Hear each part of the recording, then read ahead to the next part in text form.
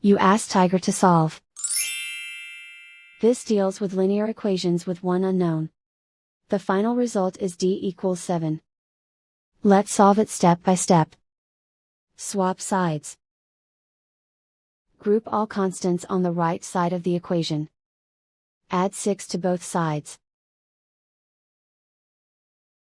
Group like terms.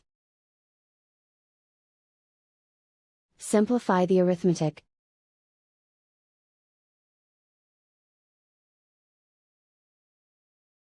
Convert the d into a positive number. Multiply both sides by -1.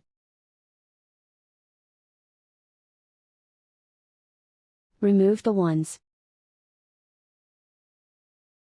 Simplify the arithmetic. And so the final result is d equals 7.